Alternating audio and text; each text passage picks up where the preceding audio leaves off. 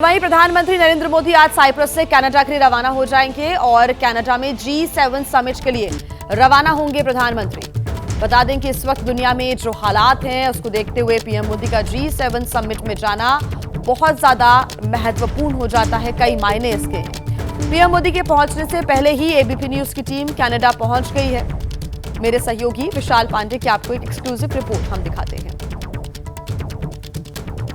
नमस्कार, मैं हूं विशाल पांडे। इस वक्त मैं कनाडा के कैलगरी में मौजूद हूं और यहां के केनेस्की में G7 शिखर सम्मेलन का आयोजन किया जा रहा है।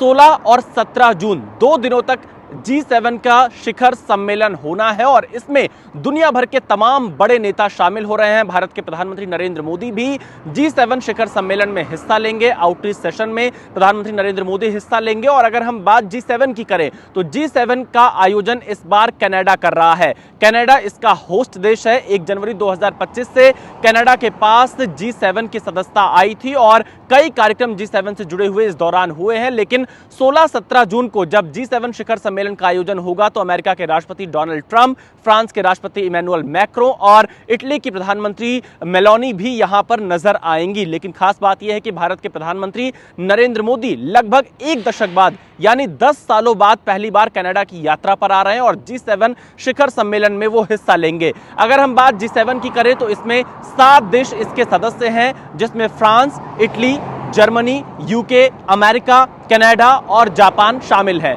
यूरोपियन यूनियन और यूरोपियन कमीशन इसमें हिस्सा जरूर लेते हैं, लेकिन वो इसके सदस्य नहीं हैं। इसके अलावा तमाम देशों को, खासतौर पर एशिया के देशों को इसमें आउटरीच सेशन में बुलाया जाता है और भारत भी लगातार अब तक 12 जो G7 के शिखर सम्मेलन हुए हैं उसमें हिस्सा ले चुका है। भारत के प्रधानमंत्री नरेंद्र मोदी भी 6 बार अब तक G7 शिखर सम्मेलन में हिस्सा ले चुके हैं। इससे पहले हमने इटली में उनको देखा था, जापान में देखा था और अब कनाडा में भारत के प्रधानमंत्री नरेंद्र मोदी हिस्सा लेने पहुंचे हुए हैं। और अगर हम बात करें तो G7 सदस्य देशों की जो पूरी अर्थव्यवस्था है ये दुनिया की जीडीपी का लगभग 45% माना जाता है और G7 के जो 7 सदस्य देश हैं, दुनिया की आबादी का 10% इन देशों में लोग रहते हैं। और सबसे बड़ी बात यह है कि G7 के विस्तार की मांग लगातार की जा रही है कि G7 का विस्तार किया जाए, क्योंकि G7 में जो उभरती हुई अर्थव्यवस्था है जैसे भारत और चीन,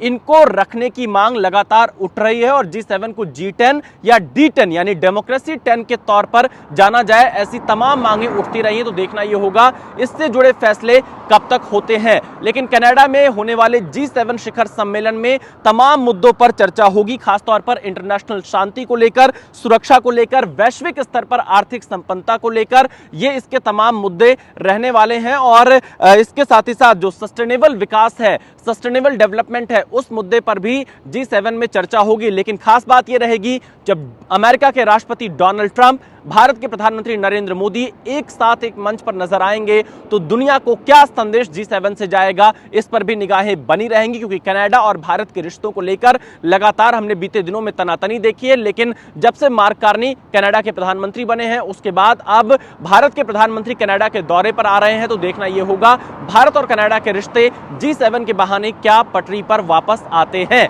इस पर नजर बनी रहेगी। Vishal Pandey, Canada, ABP news.